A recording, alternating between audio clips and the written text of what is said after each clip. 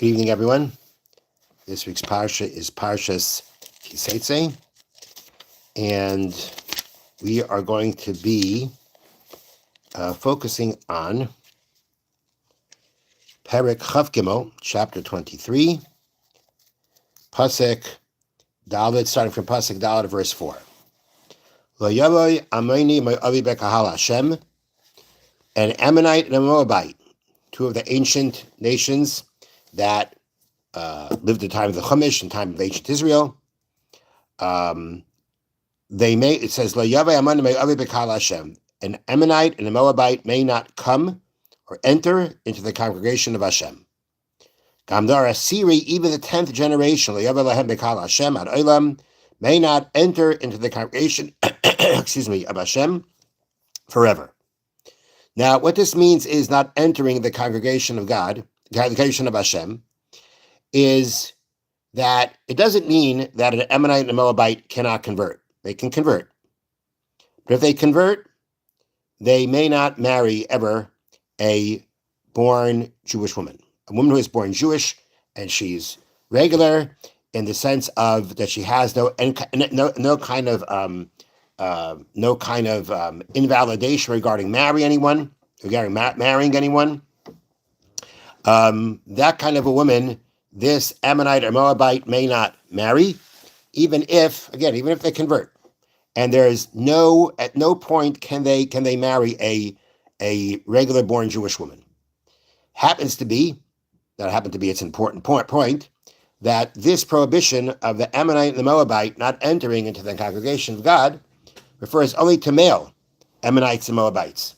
It does not apply to female. And the classic example of that is Ruth.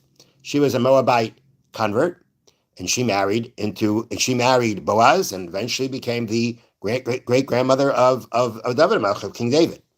So this prohibition only applies to men and not to women. And now we will read into the reason the Torah gives. And again, this is Perek Chav Gimel, chapter 23, Pasuk K, verse 5. Al davar, over the matter, asher lekidmu eschem alechem b'mayim. They did not greet you with bread and water, baderech b'tzeischem b'mitzrayim, on the way when you went out from Egypt. Va'asher sachar alecha es Bilam ben Ba'ar, and because he hired against you Bilam the son of Ba'ar, that was way back in Parshas Balak, how Bilam ben Ba'ar, the Gentile prophet, tried to curse the Jewish people.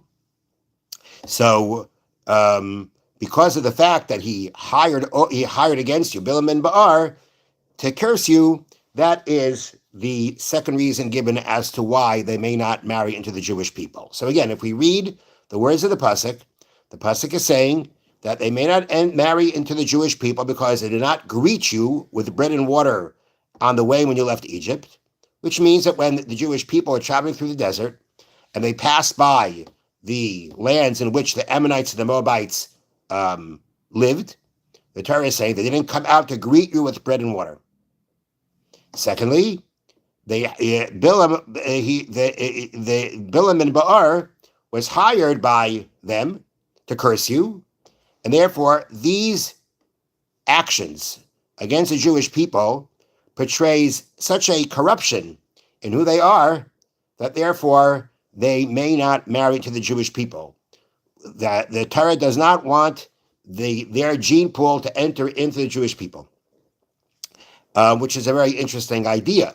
That here you have clearly these things were, very bad, very corrupt things. It's a corruption of their character for not doing these things. And this is something that is part of who they are and will be passed on to it will get passed on to their generations. And therefore, this is something that the Torah says they may not enter into the Jewish people. Now, the Torah seemingly has two reasons. One reason they didn't greet you with bread and water on the way as you were traveling, and because they hired Bilam. Rashi comments on the words al davar, those two words at the beginning of Pasuk K, verse 5, al davar, which literally translates as on the thing or on the matter. Rashi says on those words al davar Now, those words mean to say actually a third issue with the people here involved. And that is, Rashi says, al davar, which literally means on the word. It refers to al ha'etzer sheyatzu eschem lachtiachem, referring to the plan that they had, that they made with each other, that they made to cause you to sin. This is referring to the fact that after Bilam failed to curse the Jewish people, the next thing that the Moabites did was have their women seduce the Jewish men, which brought them to idol worship and caused a great plague and loss of many lives amongst the Jewish people. So al devar, these two words on the matter, on the word, Rashi says is referring to the word or the counsel, the plan to have to cause the Jewish people to sin, which is very interesting because, it doesn't say anything like that in the verse. What makes Rashi say that we're actually, these two words are referring to a third issue with the people here involved? And the commentary on Rashi, called Sifsei Chachamim, explains, because these two words, al davar, are extra words. What are they coming to say? Why does it have to say it? The pasuk says they may not enter to the congregation of Hashem, and all it has to say is asher lekidmu eschem, because they didn't greet you. Why does it have to say al davar? Because of the matter they didn't greet you. They cannot marry because they didn't greet you, and etc. What are these words al davar on the matter? So therefore, Rashi says that this words al davar is actually also coming to allude to another thing that they did against the Jewish people, which was to create a plan which worked to cause the Jewish people to sin and to fall. So again, now one other thing according to Rashi, besides the fact that again these words al davar come out that without in no way can you see these words al davar, besides for the word davar maybe, that you can word, counsel, plan, that it's referring to that. But just how do you read the pasuk? The pasuk reads al davar on the matter that they didn't. I mean, if al davar is talking about another thing, then it should say va'asher, and because they didn't greet you with bread and water, which is a question on Rashi's interpretation. But according to Rashi, it has to be read al davar, on the matter, and because they did not greet you with the bread and the water. That's Rashi's approach. Now, another thing that we have to, flesh out here is another question about this idea that they did not greet you with bread and water. So let me ask you a question. Did the Jewish people need to be supplied with bread and water in the desert? After leaving Mitzrayim? Yeah. Probably not. Why not? They take it everything. What else did they have? Everything from... They had the mun. No, but they had the water. This by the time they passed, Ammon and Moab, right? That was a while after they left Egypt. So they already had the mun. They already had the well that gave them the water. They had the clouds. They had everything. And still, there's some kind of idea here of they didn't come and greet you with bread and water. They didn't need the bread and water. So big deal, they didn't greet you. They didn't need it. So this is really a question of the Medrash. And the Medrash brings the answer out in a very interesting way. And that is, the Medrash says, and Medrash is talking about chesed, it's talking about kindness. And it brings out a point with a question. Okay, ready for the question? Question is like this. Who didn't do a kindness for someone who didn't need a kindness? Abraham. Abraham, what? Somebody visited him. Right. Didn't he do? He did a kindness there. Angels, right? But he did a kindness, right? This kindness, but they didn't want it. Right. They didn't need it. They were angels. But he did it. Yes. Here the question is, who didn't do a kindness for those who didn't need a kindness? Who did? Who did not do a kindness for those who didn't need a kindness? Says the Medrash, this what we're talking about right now. The Torah says the Moabites, the Ammonites didn't bring them bread and water. Did they need the bread and water? No. And still, the Torah holds it against them. They didn't do it. Why? Says the Medrash. Because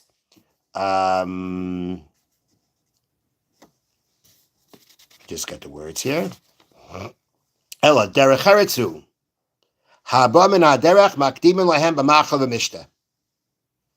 It's derech heretz. People who are traveling, right? They're on the road. They're traveling.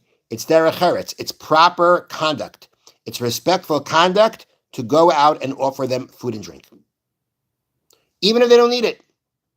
Even if they don't need it, but they're traveling. They're not home. They're traveling.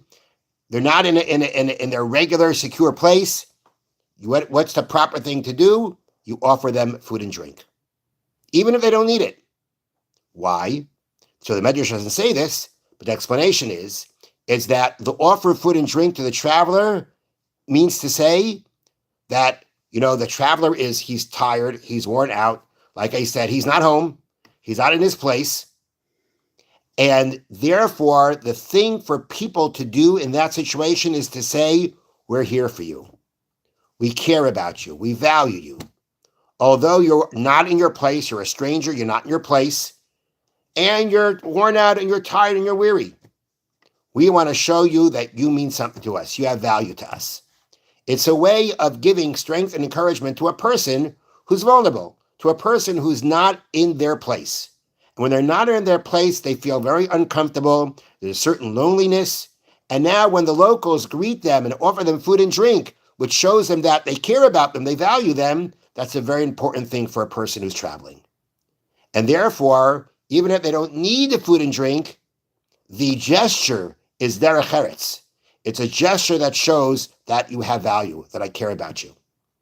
And therefore, since they didn't do that, that's why the Torah holds it against them, that they cannot go ahead and marry to the Jewish people. And the Medrash says, if this is what the Torah did to someone who didn't do a kindness, for someone who didn't need the kindness, how much more so is a person going to be responsible for a situation when he didn't do a kindness for someone who actually needed the kindness? That's how the Medrash concludes. So the point that we're trying to make here now is to understand that this whole problem of not greeting them with the food and the drink was really not an issue of that they were starving or they were thirsty, as much as a gesture of derech eretz for the fact that they were traveling and they didn't do so. Okay, now it means if this was only only reason. We'll see. We'll see. Okay, I just want to first go ahead and explain that part that says they didn't greet you. We should understand the not greeting was not so much because they needed fruit and water, as much as they needed that derech eretz, they needed that respect, that gesture of kindness. Okay, now we got to go through had to understand what the pasuk means when the Torah says they cannot marry to the Jewish people because they didn't greet them with food and drink and because they hired Bilam.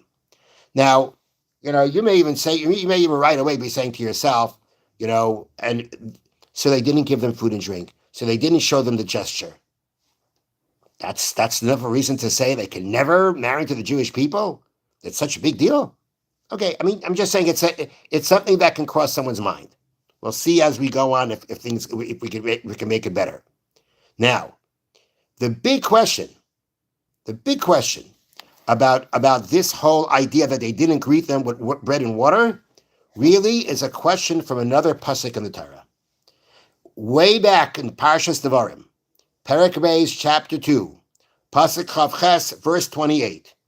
Moshe is recounting how when the Jewish people, not that long ago, from where they are right now, they were passing by the land of the king Sichon Melech Amori, Sichon the king of the Amorites, and Moshe sends a message: allow us to pass through your land. Allow us to pass through your land, and we'll buy food, and we'll buy and we'll buy water. Just allow us to pass through. Kasher asu li b'nei Esav hayeshvim b'seir v'mo'avim hayeshvim ba'ar. As the descendants of Esav did for me, who lived in Seir, meaning the descendants of Esav are Edom, the Edomites. So do for me as the descendants of Esav and the Moabites did for me. So again, the pasuk reads, let me just get it here, read it inside.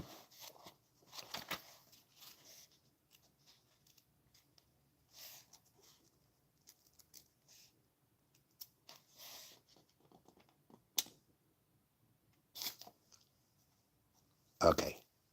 Again, their message to Sichon is Ebra ba'artzecha, I will cross through your land, meaning allow me to cross through their land. Baderech haylech, I'll go on a straight path. Lo yasrim min Yisrael, I will not go straight to the right or left. Eicho ba'kesef ta'ashbireni, sell me food.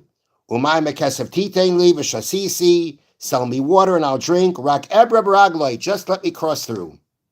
Kasher asu li b'nei Esav, hayesh b'seir, as the sons of Esav did for me, who live in Seir.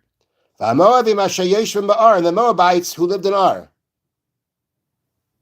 Sell me food, let me cross through, as the sons of Esav and the Moabites did for me. Did for me what? What are we referring to when it says here, as they did for me? What did they do for me?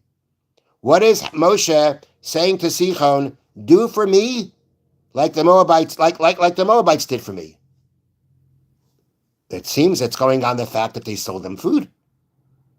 Moshe says to Sichon, allow me, I'll buy food and I'll buy the water, I'll buy all the provisions, I'll buy those things, as the Edomites and the Moabites did for me. That implies that the Moabites did bring them food. They sold them food. For money, but they brought them food. So when it says that our pasuk says they didn't greet you with bread and water, and here it says that they did. At least they sold it.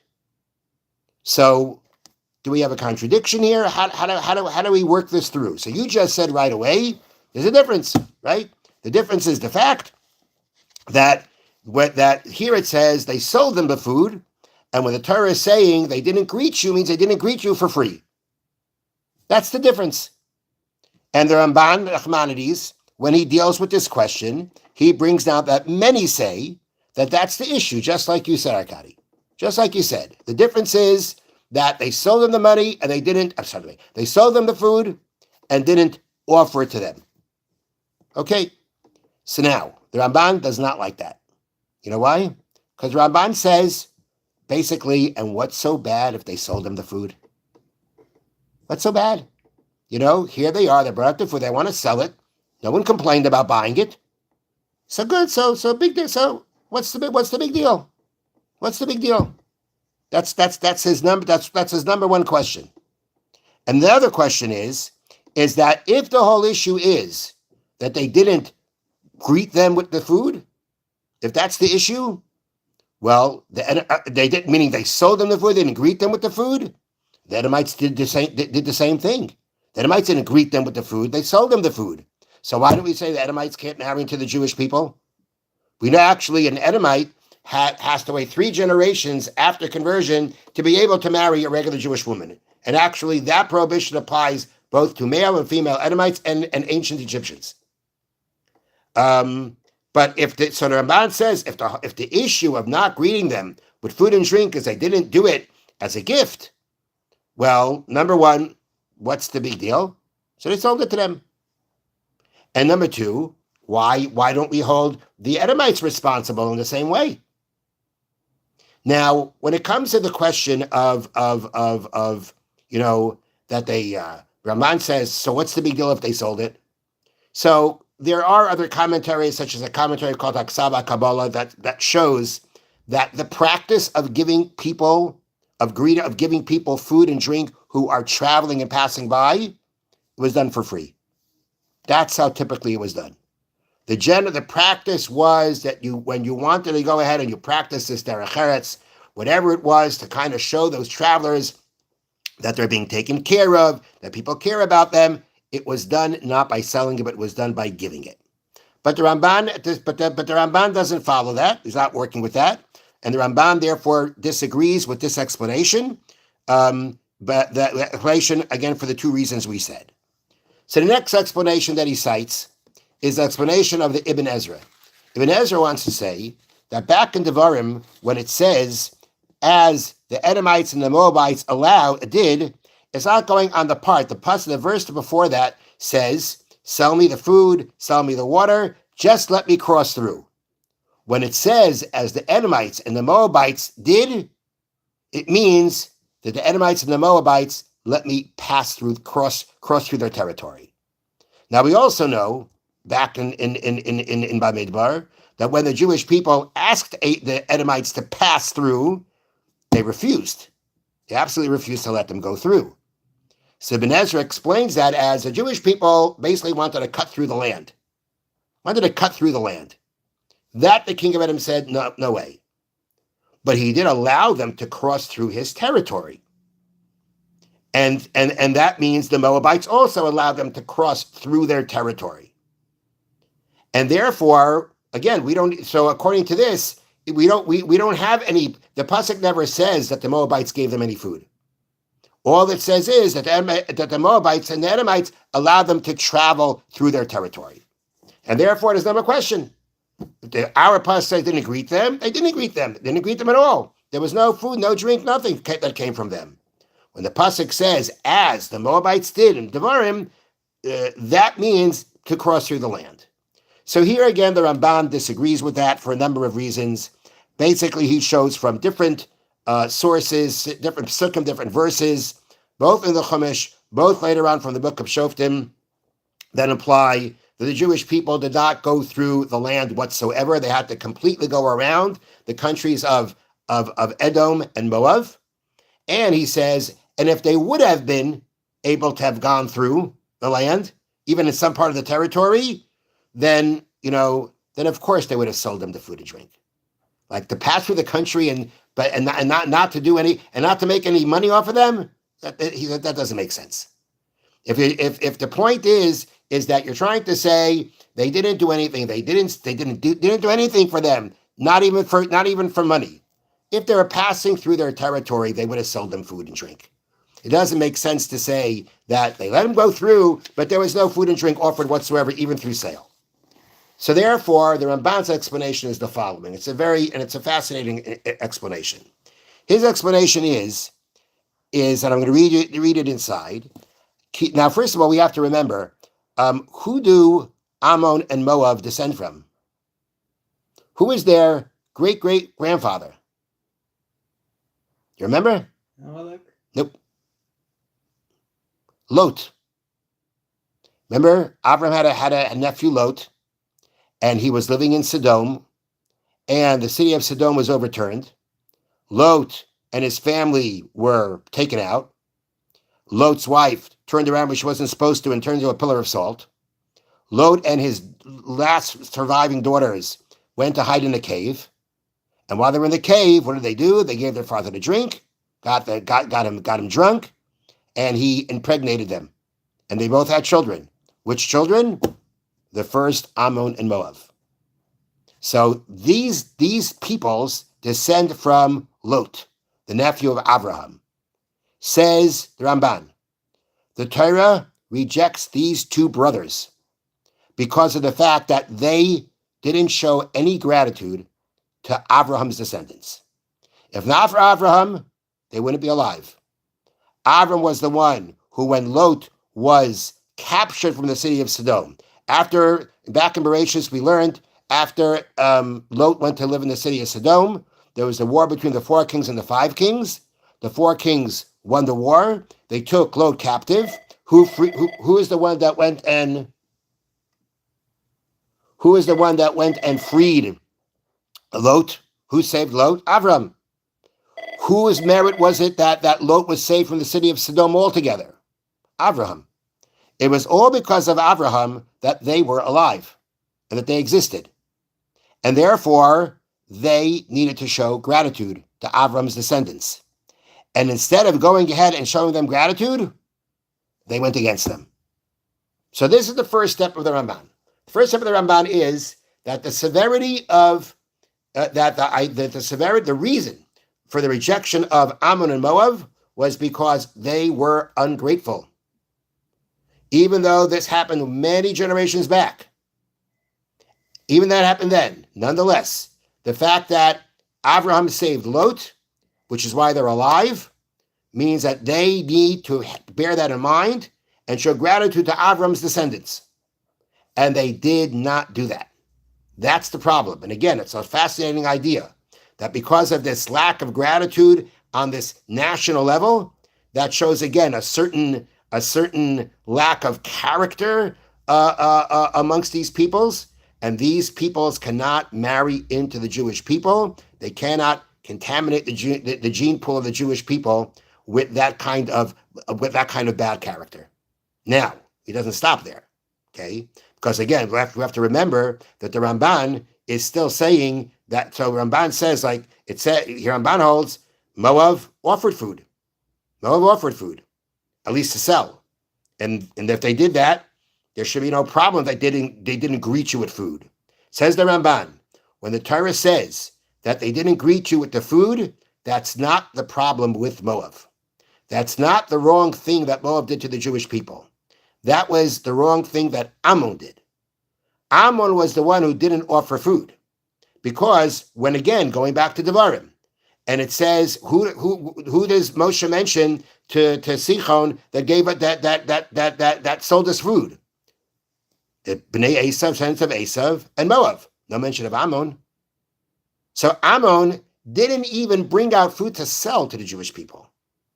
So when it says Asher Lekigma, they didn't greet you, they didn't bring you out food, that was the shortcoming, that was the sin of Ammon.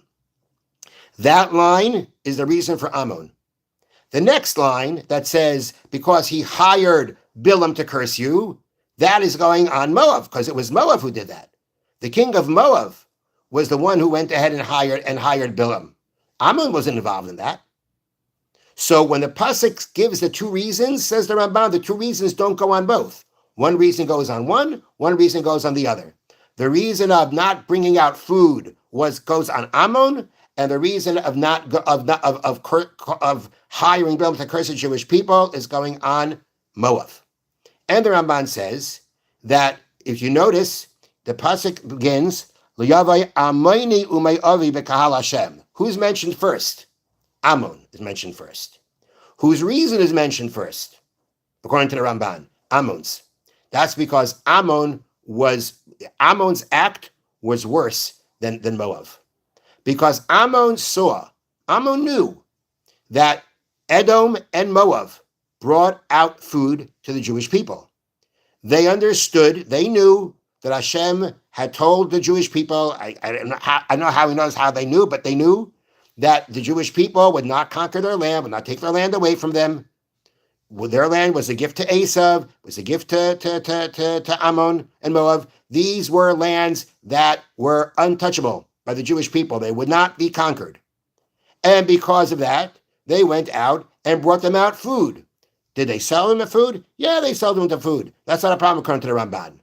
Ammon, though, knew what Edom did, knew what Moab did, knew that they weren't going to be conquered by the Jewish people, and what did they do? Nothing. Absolutely nothing. And therefore, the Ramban says they did worse than Moab, which is a fascinating idea. Moab tried to curse them. And Ammon is considered worse. Why? Because why don't you bring out food like they did? And it's really something to think about. Like, why would that be considered worse? Why would that be held accountable? Why is that worse? And it could be the answer to could be two ways of looking at it. One way of looking at it is that when you go back to Parshas Balak and it talks about Balak hired Bilam, not that Balak loved the Jewish people too much, but there was a sense of fear here. They were afraid. And because they were afraid, so they went as far as to get Bilam to curse the Jewish people. But what motivated them was fear. Ammon had nothing to fear. There was nothing to fear. That's the whole point that the Ramban says. They had nothing to fear. So why didn't they do it? So it could be, if you look at each thing on its own, cursing is maybe worse than not bringing out the food. But the not bringing out the food was considered a greater sin because there was no reason for it, other than just being ungrateful.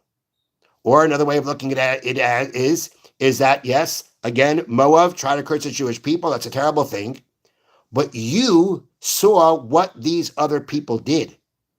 You were exactly like them. You saw what you did, and you still didn't do it. That in that sense, it's worse. Okay, but the Ramban is learning that the problem here, the way to learn the psukim, is that each reason is going on a different one. Now, the question, the Ksava Kabbalah asks a question on this Ramban that number one, he says there are from the Talmud it would seem that this idea of not bringing out bread and water is going back on both.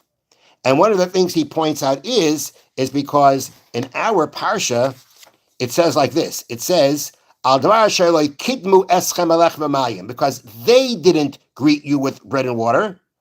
And then it says v'asher sochar, and because he hired. It says they didn't, plural. Then it says he hired. When it comes to the food, it says they. When it comes to the hiring of Bilam, it says he, one. That's because this problem of not greeting them with the food is a problem that was a problem on both of them. The idea of hiring Bilam, that's only Moab, that's clear. But the other thing was both of them. And therefore, he learns that it was so I want to conclude with the Sefornu. The way the Sefornu learns these psukim, the Sefornu says like this: Asher lekidmu, because they didn't greet you. Writes the Sefornu, Shneim lekidmu. Both of them didn't greet them. Both of them didn't greet them. Avol Moab nasan lechem amayim bekesef. Ka'amrei oich bekesef hashpereni. One thing we have to recognize, right? Moab did sell them the food, but the Torah still holds it against them, as we said before, for not bringing out for free. Ammon did nothing. Moab didn't bring it out for free. So that's Asher Kidmu, that they didn't greet you. Then he says, and Moab did something more. Added to what he did with the fact that he didn't bring out the food. Add to that the fact that he hired Bilam to curse you. So the Sefornu is learning that the part that says Asher Kidmu, they didn't greet you, that is a statement on both. Each one in their own way didn't greet them with food and drink. The second part that it says, and because he hired Bilam to curse you, is going on Moab. So the Loi Kidmu, the not greeting, goes on both, and the hiring of Bilam goes on one. So these are the different ways of how the commentaries explain why the Torah, explain the reason the Torah gave why Ammon and Moab are rejected. Thank you for listening. Have a wonderful evening.